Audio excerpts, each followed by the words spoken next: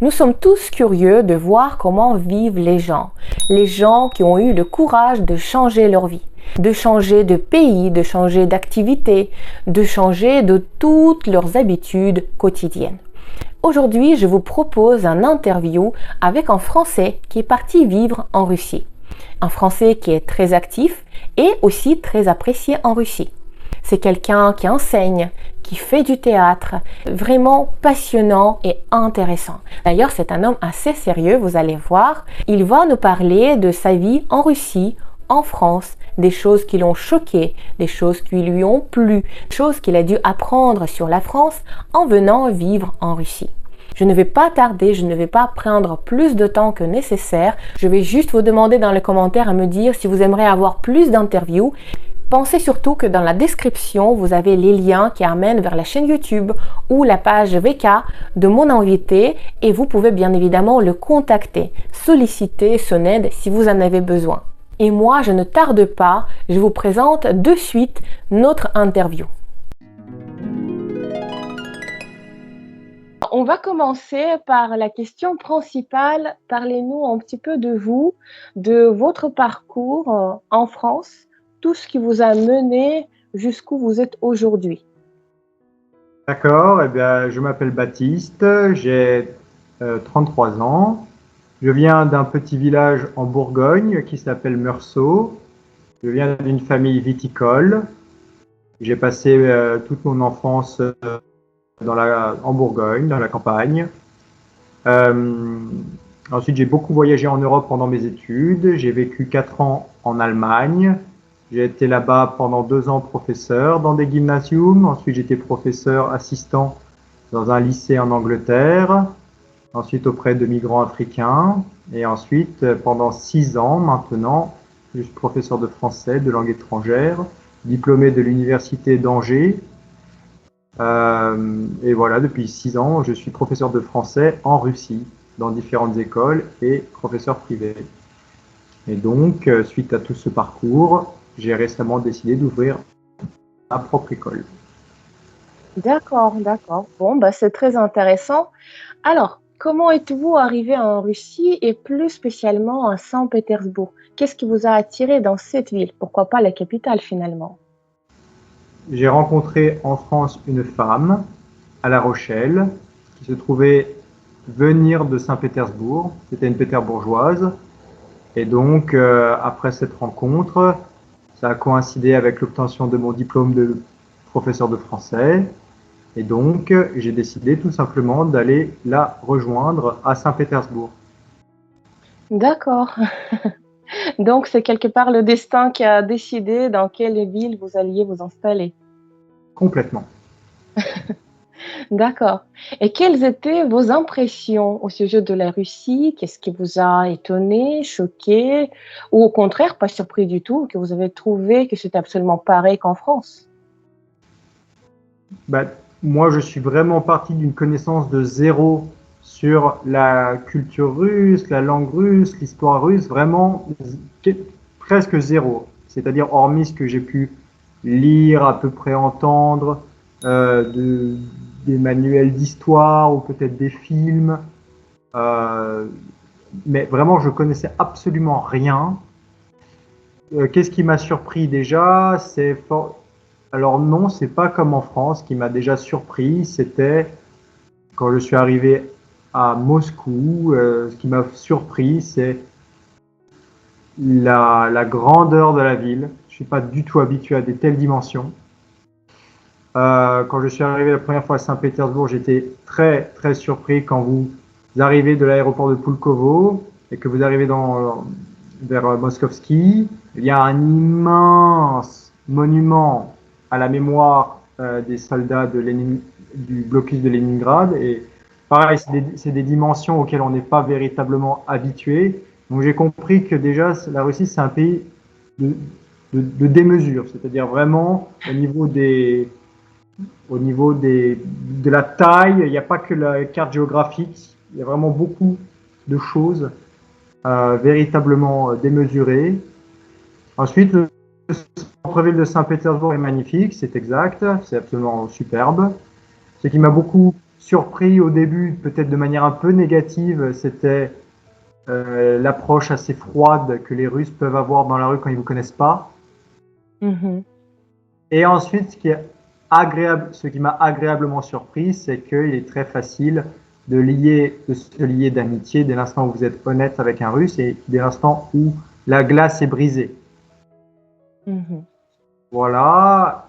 Et ensuite, c'est d'ailleurs ce que je présente dans mes petits spectacles humoristiques parce que actuellement je fais du stand-up en russe euh, ici à Saint-Pétersbourg. Et bien, je présente aussi plusieurs expériences, comme par exemple ma première fois au Banya, les bains, qui est une expérience plus positive que négative, en, en général très très positive. Première expérience de morge, quand on plonge dans la glace. Première expérience du khaladiet, qui est une spécialité culinaire. Expérience difficile avec l'hiver. J'avoue que je ne suis pas du tout habitué à déjà une telle humidité, parce que Saint-Pétersbourg, c'est situé près de la Nieva.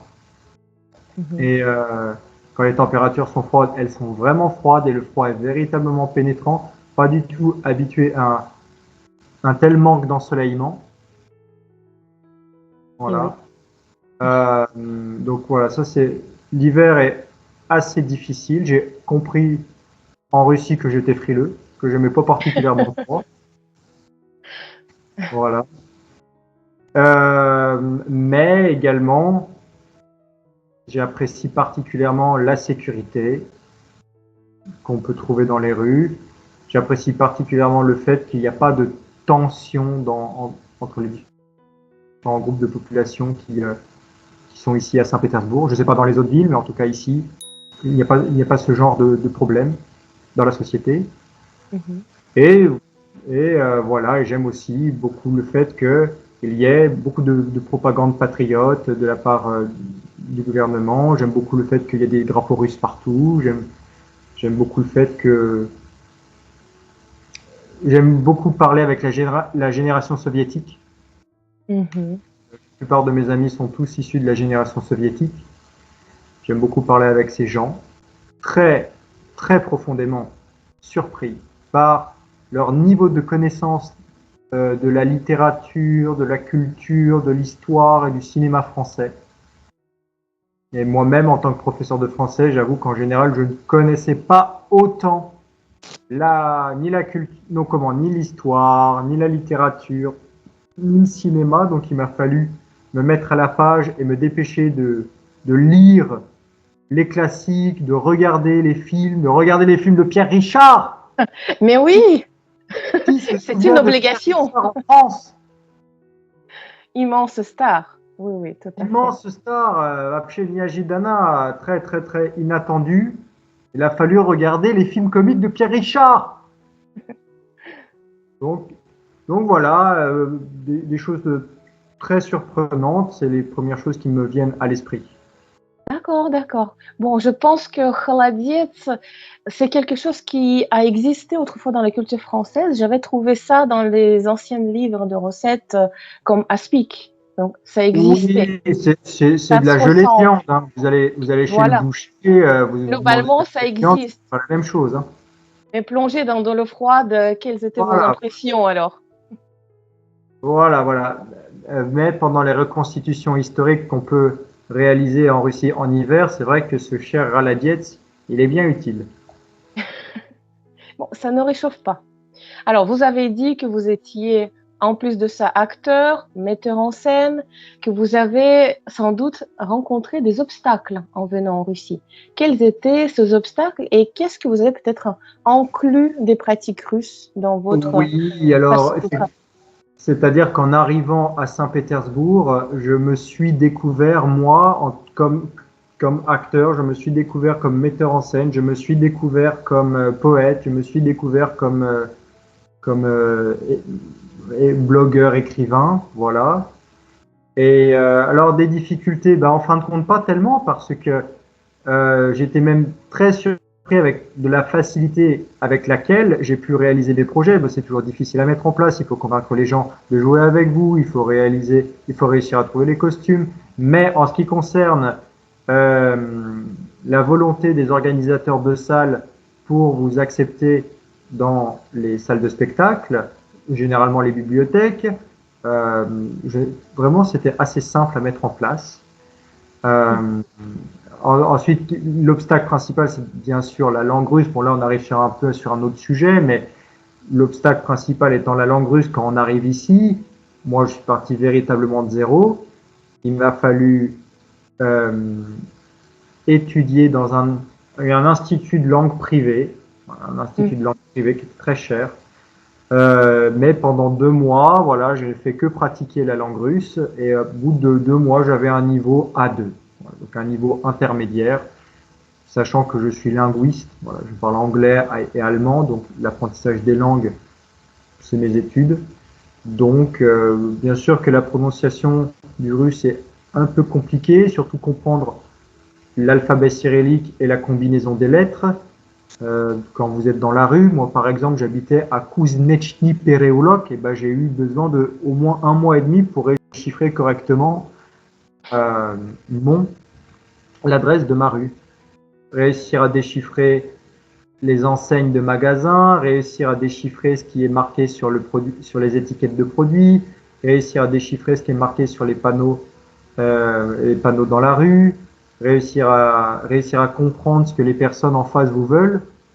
C'est-à-dire que les Russes, en général, n'y vont pas par 4 chemins quand ils ont une demande à vous adresser. On a appris à gérer ça désormais, mais c'est vrai que on n'est pas habitué à se rentrer dedans. On n'est pas habitué, nous, en France, à une telle franchise, à un ton aussi direct dans les relations ou dans les discussions habituelles. Voilà, en ce qui concerne la mise en scène et l'actorat, voilà, je l'ai fait par moi-même, voilà, avec mes petits moyens. Et on a réussi, je suis assez content d'avoir réalisé à ce jour avoir mis en scène une dizaine de pièces, une vingtaine en tout, mais j'ai réussi à en mettre 10 dans lesquelles je mixe, je combine des éléments de l'histoire et de la culture française et russe ensemble. D'accord, très bien. Donc, vous avez déjà aussi embrayé sur ce sujet de votre vie d'acteur, metteur en scène, et ce thème particulier qui finalement lie l'histoire de la France, l'histoire de la Russie, qui sont très liés par l'histoire commune depuis des siècles. Absolument, il y a de nombreux points culturels, notamment par exemple la rencontre entre Denis Diderot et Catherine II. Le fait que beaucoup de monuments ont été construits par des architectes européens, dont des Français. Je pense notamment à la sculpture du cavalier de bronze, gigantesque, qui se trouve sur le bord de la Neva, sur la place du Sénat à Saint-Pétersbourg, et qui a été sculptée par le sculpteur français Falconet, Étienne Maurice Falconet, donc j'ai fait un sujet là-dessus. J'ai fait un sujet sur un gouverneur français, c'est-à-dire un professeur de français de l'époque du XVIIIe, qui enseigne le français à un jeune aristocrate dans une famille aristocrate pétersbourgeoise du XVIIIe siècle, à l'époque où le français était la langue de l'aristocratie européenne. Et là, actuellement, je fais un sujet plus dramatique, qui est une pièce comparative entre la Révolution française et les bolcheviks. Donc ça, c'est une pièce qui n'est pas encore sortie. C'est en préparation.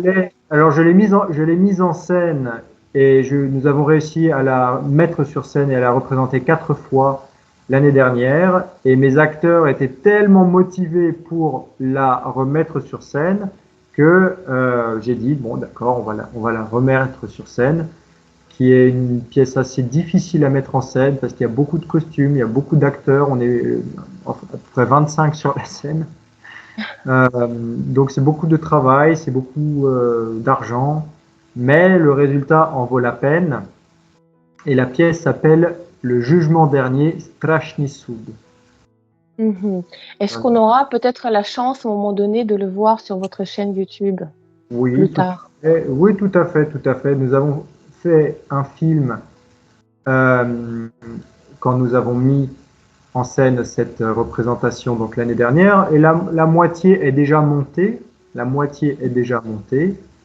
Mais bon, voilà, si Ça quelqu'un, prend le temps, ça c'est prend du normal. temps, ça prend du temps, ça prend de l'argent, et en même temps, on n'a pas que ça à faire non plus, donc On combine beaucoup de choses. tout va Oui. arriver. Voilà, mais en attendant, le trailer est disponible.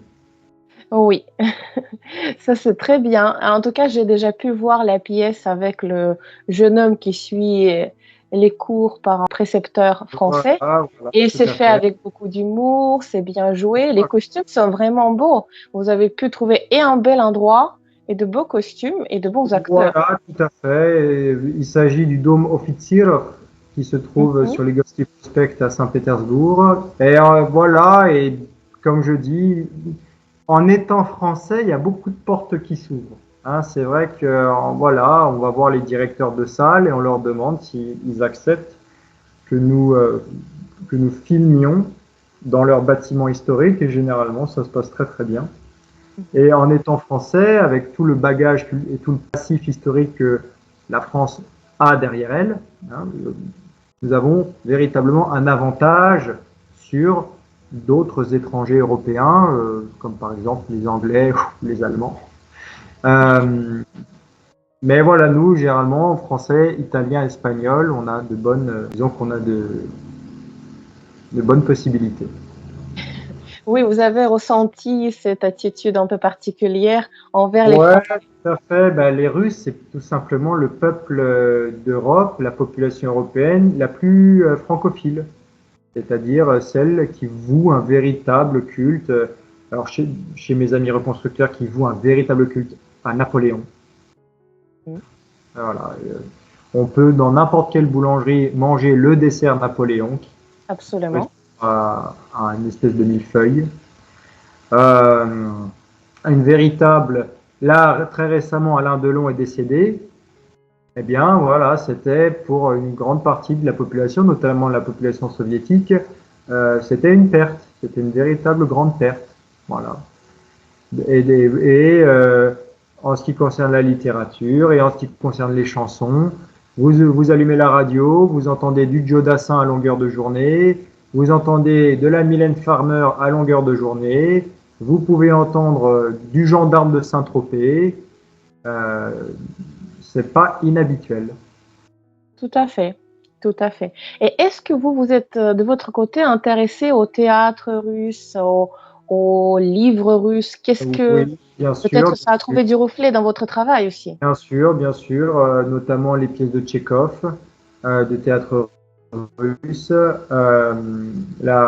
les techniques théâtrales de Stakhanovitch, Mhm. euh, et puis surtout, bien sûr, le cinéma soviétique. Le cinéma soviétique qui est magnifique. Voilà, je ne sais pas comment le dire, c'est très beau, c'est très tendre, les musiques sont belles, les acteurs sont particulièrement beaux. J'ai beaucoup apprécié Služební Roman. Mhm. J'ai beaucoup apprécié la version des Trois Mousquetaires avec Bayarsky. J'ai beaucoup apprécié Guerre et paix de Bondarchuk, Dvinadset Stuliev, les 12 chaises de Petrov. Euh, voilà, ce sont vraiment des sujets très intéressants qui malheureusement ne sont pas du tout connus chez nous. Ça, c'est un très grand problème que nous ne connaissons rien de la culture. On entend beaucoup parler sur l'actualité, et même je sais que beaucoup de Français sont tout à fait russophiles et ont une attitude absolument positive vis-à-vis de la Russie, mais en général, on ne connaît pas la culture russe, c'est-à-dire déjà la langue est une grande barrière. Euh, En ce qui concerne la littérature, ça ne concerne qu'une partie seulement très spécialisée des Français. Les les films russes, quel Français est capable de me citer un film russe ou un film soviétique? Voilà. Voilà. Donc ça c'est très dommage parce que toute cette culture cinématographique et littéraire est véritablement très importante, véritablement une véritable source d'inspiration inépuisable sur lesquelles on peut toujours se fonder pour effectivement trouver des sujets. Mhm. Et votre film préféré parmi les films soviétiques, les films russes? Oui, oui, mon film préféré est écoutez, très récemment, j'ai regardé les Sherlock Holmes. Les Mhm. Sherlock Holmes, j'avoue que j'ai été absolument euh, bouleversé. Vraiment, vraiment, j'ai trouvé ça très, très beau.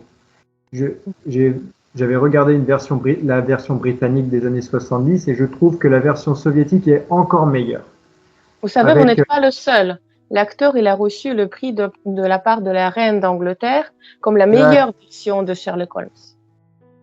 d'accord, je ne suis pas étonné parce que, comment il s'appelle? C'est Livanov? Oui. Oui, est un acteur absolument exceptionnel, véritablement, qui avait un visage encore plus aristocratique que l'acteur britannique Jeremy Bennett. Voilà, Sherlock Holmes m'a véritablement bouleversé. Alors c'est long quand même parce que c'est vrai que le film soviétique, c'est généralement en plusieurs séries de 2 heures chacune. Faut avoir le temps de le regarder, mais alors là, je fais véritablement la publicité de VK. Sur VK, on trouve tous les films gratuitement. C'est magnifique, c'est absolument superbe. Films soviétiques, films russes évidemment, mais même les films français. Mais même les films français, on peut trouver tous les vieux classiques en Mhm. film français gratuitement sur VK. Ça, c'est très Absolument. bien. Aujourd'hui, Oui, on trouve tout facilement, surtout en Russie. Bon, tout n'est pas toujours légal parce qu'il y a quand même des droits d'auteur, en tout cas pour les films français, mais les films soviétiques, comme ils n'étaient pas financés par une personne, c'était financé par l'État. Donc, c'est le patrimoine culturel accessible à tous gratuitement. Sur YouTube, on trouve aussi. Donc, c'est quelque chose que les gens qui étudient le russe apprécient et en profitent, évidemment. Alors, très bien. Mais vous avez parlé non seulement donc de votre activité d'acteur, vous avez aussi parlé de votre activité de professeur d'enseignant de la langue française. Comment voilà, ça vous est arrivé alors? Et voilà. parlez-nous de votre école, bien évidemment. Oui, oui, tout à fait, tout à fait.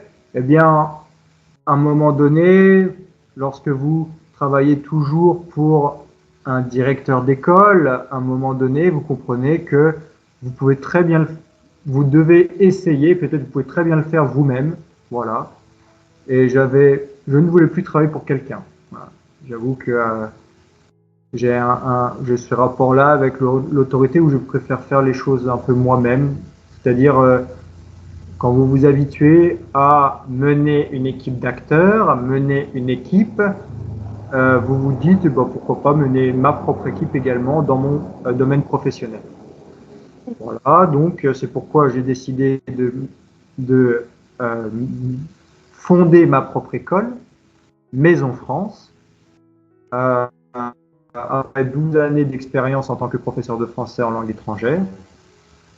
Donc, Maison France est effectivement tout d'abord une école de français, hein, et un centre culturel français et russe. Voilà. Un centre culturel français et russe dont la finalité est de promouvoir les deux langues, les deux cultures à travers des projets poétiques, musicaux, théâtraux, littéraires, historiques et sportifs. D'accord. Alors, quelle serait la véritable différence de votre école par rapport à toutes les autres? Il y en a beaucoup où les Français adorent étudier les langues et le français en particulier. Oui, tout à fait, tout à fait. Et un marché très important de l'école de langue, notamment l'école de langue privée, absolument. Où se situe notre différence? Déjà, nous n'utilisons pas les symboles clichés de la France euh, pour faire notre publicité. C'est-à-dire que pour nous, on n'est pas une école bleu, blanc, rouge. Voilà. Clairement, on n'est pas une école républicaine. Voilà. On est une école d'inspiration catholique. On est une école qui finance et qui construit des projets dont la finalité est de rapprocher les gens de Dieu.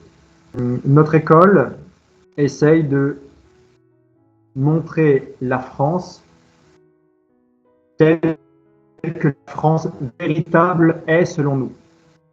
C'est-à-dire que ce n'est pas la France d'Emmanuel Macron, ce n'est pas la France de la Ve République, ce n'est pas la France des droits de l'homme, c'est la France des évangiles, c'est la France de 15 siècles d'histoire et de civilisation chrétienne. Et c'est ici à Saint-Pétersbourg, nous essayons effectivement, avec l'équipe de Maison France, de faire vivre le véritable esprit français. Donc, notre emblème à nous, notre logo à nous, c'est pas le drapeau bleu, blanc, rouge, c'est un emblème bleu royal avec 3 fleurs de lys. D'accord, très bien. Vous êtes en train de promouvoir l'esprit de la France, les filles aînées de l'Église.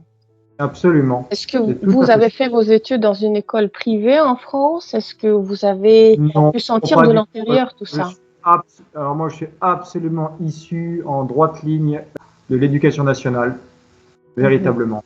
C'est-à-dire, j'ai fait toute ma scolarité, qu'elle soit primaire, secondaire, au lycée, universitaire, tout fait à l'éducation nationale. Voilà.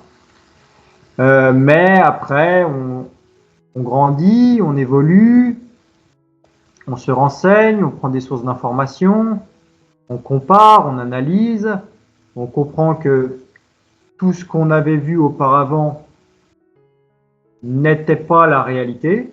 Tout ce qu'on nous avait appris à l'école ne correspondait pas forcément à la réalité historique. Et donc, on a tout simplement reformaté le logiciel de pensée. Et grâce à cela, voilà, ça a permis d'avoir effectivement une autre vision des choses. Est-ce que ça plaît aux gens qui viennent dans votre école? Est-ce que ça répond à leurs besoins, à leurs valeurs? Oui, alors pour le moment, l'école vient à peine de commencer. J'ai commencé au mois de mai l'année dernière, le mois de mai de cette année, et l'été n'est pas la meilleure période d'essai. C'est assez une période creuse. Donc là, maintenant, nous sommes en train effectivement de rentrer dans le dur du sujet avec les programmations de classes de niveau, de cours, mais la plupart de mes élèves, ce sont des gens qui me connaissent déjà, voilà, qui savent les valeurs que moi et mon équipe représentons, et bien évidemment, des gens qui nous disent « on est tellement triste de voir ce que la France devient actuellement, parce que nous aimons tellement la France. La France, c'est un pays qui les a toujours fait rêver, et ce rêve est en train, mais depuis longtemps déjà, et se désintègre. Voilà, se désintègre, mais profondément, avec une ligne de non-retour qui est franchie de plus en plus, un peu plus chaque jour malheureusement, mais nous sommes là justement pour redorer le blason de notre histoire, redorer le blason, et effectivement ça plaît beaucoup aux gens qui viennent participer au cours ou bien qui viennent assister à nos spectacles. D'accord, très bien. Donc ça, c'est le tout début du chemin. Ça serait intéressant de se revoir dans quelques temps. Ça prendra son rythme de croisière. Et puis on pourra faire... Où est-ce que vous voyez dans 10 ans alors? Alors là, ma chère, je ne sais pas du tout. C'est impossible à dire. Qui vivra verra. Qu'est-ce que vous souhaiteriez? Eh bien, dans 10 ans, qu'est-ce que je souhaiterais déjà être encore vivant. Voilà, oui. Voilà, ce serait déjà une très bonne chose, être en bonne santé, être père de famille. Après, où exactement, je ne sais pas. Mais dès l'instant où ma famille et mes amis sont autour de moi, alors l'endroit n'importe pas véritablement. D'accord. Alors, j'ai préparé aussi quelques petites questions sur des expressions russes parce que j'ai bien compris que vous vous débrouillez pas trop mal en russe et je voulais voir si vous connaissiez ces expressions. J'en ai choisi 5. Alors, est-ce que vous pouvez traduire ce que ça veut dire сидеть на телефоне? Сидеть на телефоне. D'accord. Bavarder très longtemps au téléphone. Très bien, bravo. Alors, вешать лапшу на уши. Quand vous voulez faire croire quelque chose à quelqu'un qui est complètement invraisemblable. Tout à fait. Donc, si en français on dit raconter des salades, en russe c'est plutôt des nouilles qu'on suspend aux oreilles. Вешать лапшу на уши. C'est ça. Alors, une expression qui est toujours aimée par tout le monde quand ils l'apprennent, c'est когда рак на горе свистнет. Oui, quand les poules auront des dents. C'est l'équivalent, tout à fait. Bon, en français, c'est les poules. Nous, c'est une écrevisse qui va siffler sur une montagne. Voilà, c'est l'écrevisse qui va siffler sur le haut de sa colline. Oui, oui, tout à fait. C'est ça. Alors, ехать зайцем. Ехать зайцем. D'accord, je ne connais pas cette expression, mais je suppose peut-être partir quelque part sans but. Presque, pas loin. Hein. C'est sans payer. Ah, c'est d'accord. Quand vous prenez le bus sans avoir réglé votre trajet. Ехать зайцем, comme un lapin en fait. D'accord, d'accord. Et le lapin en général, il ne paye pas non plus. Oui. Et la dernière question. Oui. Ему всё равно. Voilà. Et la dernière question, ça va être plutôt l'inverse. Est-ce que vous connaissez l'expression qu'on dit quand on veut souhaiter de la chance à quelqu'un?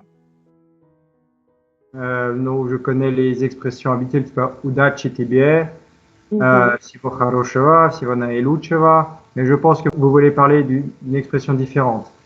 Une expression un peu différente qui veut dire ni pucha ni pera. Littéralement, ni pucha ni pera. Voilà. Ni duvet, ni plume. On dit ça au chasseur. Oui. Nous, on utilise une autre matière en français pour le dire. Ah. En russe, on peut dire aussi autrement, mais on a aussi une belle phrase quand même. Oui. Eh bien, c'est ce que j'avais envie de vous souhaiter dans tous vos projets, du succès, de la chance et du développement et de Tatiana, je vous souhaite également tout le meilleur, de la réussite, du succès pour le développement de votre chaîne YouTube. Un grand merci à vous de m'avoir accordé cette interview. Et je vous souhaite également tout le meilleur, que Dieu avec vous. Bonsoir. Merci beaucoup. Merci beaucoup d'avoir accordé cette interview. Avec grand plaisir, Tatiana. Je vous dis à très bientôt. À très bientôt. Je sais que parmi vous, il y a ceux qui apprennent le français.